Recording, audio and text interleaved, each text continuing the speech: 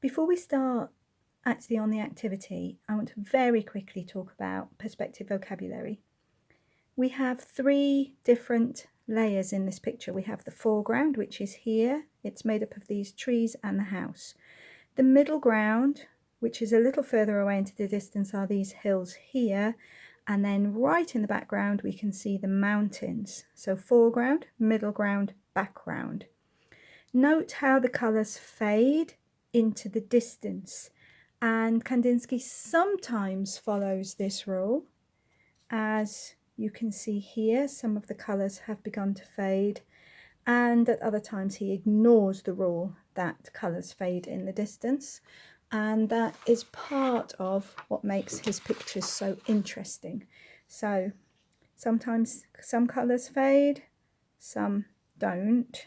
Quite often he does use darker areas to suggest things further away, brighter areas closer towards us. Other things we should think about are value and light. So here we can see lighter and smaller in the distance.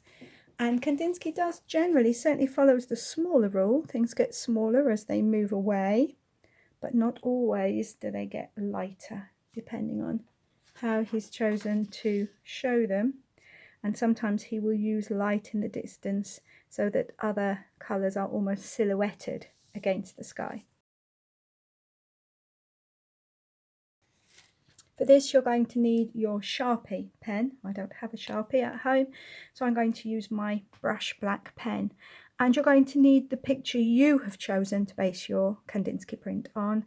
And what we're going to do is we're going to draw some outlines for the areas that we can see in the picture. And we're going to do this really quickly. So bringing your Sharpie down, you're just going to begin to see where all of the shapes in the picture lie. This is going to help you to transfer your picture onto your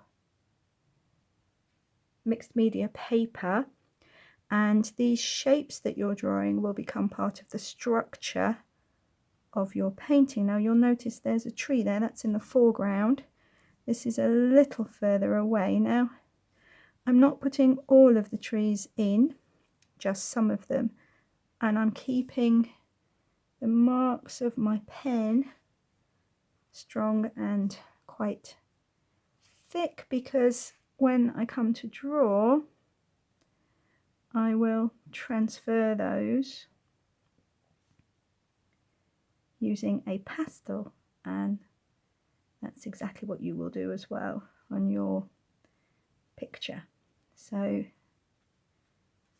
sometimes I just want to suggest where things are rather than drawing it all in, and I'm trying to work really quickly because these are just suggestions so that I have plenty of time to actually work on the main picture itself. There's a midline, I am going to want that to be there.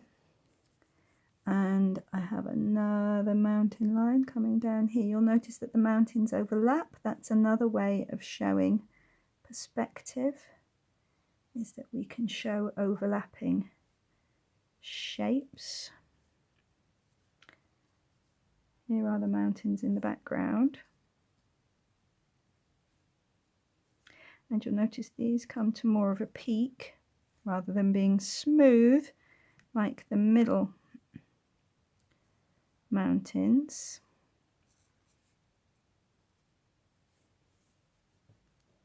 Now here, I'm going to cheat very slightly. I'm going to put in some tree shapes that aren't quite there, because when I come to do these on my main sheet, I'm going to do the black outlines like this. So I'm putting in a suggestion of where trunks might fall in between these shapes rather than just having them as one large shape.